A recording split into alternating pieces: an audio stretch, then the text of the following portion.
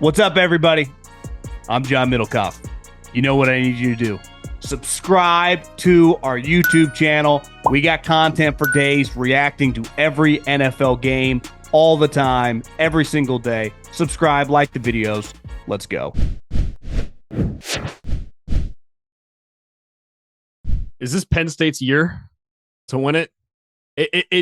Man, James Franklin, his record is horrible, but it's like one of those things. Does he just kind of sit back and they've got Andy Kolenecki, one of the best offensive coordinators in college football. You wonder in year two with him, like, could they implement Allen and Singleton more, and what will the offense look like without Warren? And they went in and got three portal guys. Jabor Pena was a guy to me that was like the icing on the cake. He was like the number one wide receiver at Syracuse. And then you get Jim Knowles defensively. And what he did with Ohio State, like the fact that they have such a big advantage getting him, they just won the Natty last year. And then you look at this defense and what he was able to do with, the pass rushers that they had at Ohio State and the DBs that they had at Ohio State too. You go over to Penn State, they've got, I know they lost Abdul Carter, but you mentioned LeVar Arrington's son is on the team. Sutton's really good. They got another defensive lineman. So it's like, to me, it's hard for me not to, but we've seen this dance every year with Penn State, and they can't win the big one. I don't really know. It's hesitancy, but they have such a big advantage over the other teams right now preseason in college football. Well, their schedule's kind of a joke, right? They got Oregon, Ohio State. They get Oregon at home, and they go to Ohio Oregon. State. So I would say worst case scenario, they're probably 10-2. If they win one of those games, there's a chance they're undefeated. Like their schedule, so like relative to some of the SEC schools, their road, it's got a little Clemson vibe to it, where it's actually an easier road at the end. You're not as beat up. There's not like, oh, they've got an off week, we're playing Texas A&M. Like their off weeks like Indiana. Like they're gonna fucking blast those guys. Even if Nebraska's better, like huge advantage. Rutgers, Michigan State.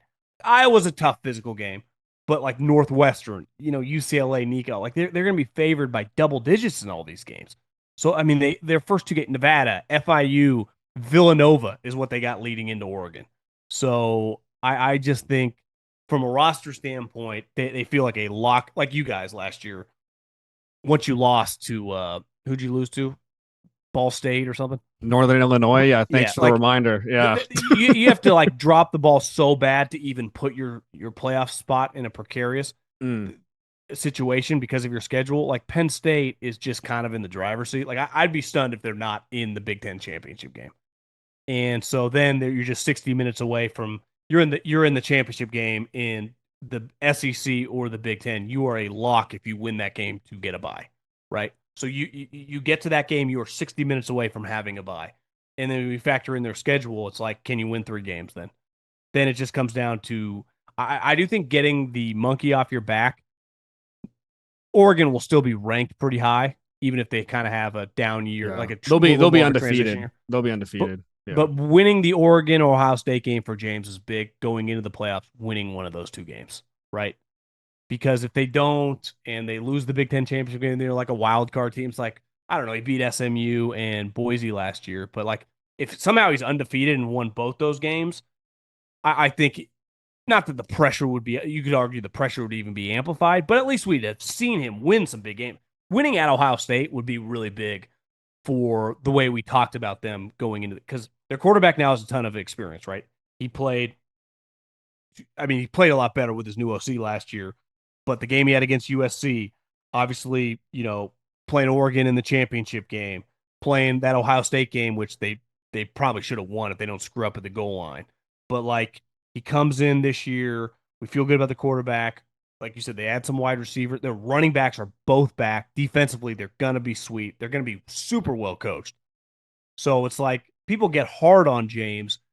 James, like, because of the budget they have, hire 2 elite coordinators. Like, these guys are 2 of the better coordinators in the league. And he's really good at the rah-rah coordinate. Like, he's really good at his gig. For whatever reason, do they get a little tight? Do something happen in those big moments? Are they not quite as buttoned up? But he's pretty freaking good, Like, he's kind of not done this from scratch, but you could argue, and I'm going to be like, you just hate Ryan Day. Ryan Day did take over a program that was handed to him from Urban Meyer that is also historically one of the best programs in the history of college sports, right? Any sport.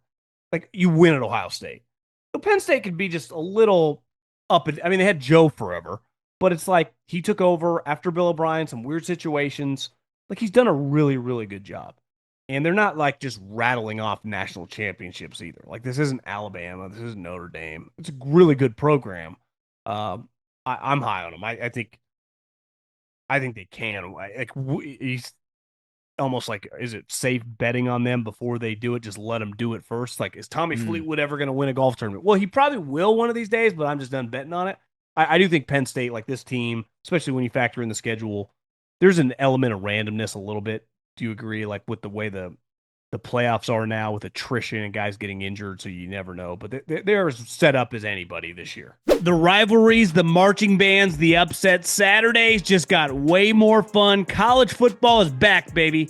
Think you know the game? Put your college football knowledge to the test with DraftKings Sportsbook and turn your picks into big payouts. Live betting during the game, rivalry week odds boosts, and so much more. DraftKings Sportsbook has you covered. Here's the thing. There is no bigger game than Saturday morning. Texas, Ohio State. I understand Arch has never started a big game. Played a couple last year, but never anything like this. Ohio State lost a ton of guys to the draft. I think this Texas team, if Arch lives up to the hype, poised to win an Natty, I'm taking Texas. I know it's at the shoe. I know it's a tough environment. I just think, as Earl Woods used to tell Tiger Woods, let the legend grow. That's what I would tell Arch Manning. Go win this game, cover that spread, money line, let the legend grow. And here's something special for first-timers, new customers. Bet just $5 and get 300 in bonus bets instantly. Download the DraftKings Sportsbook app.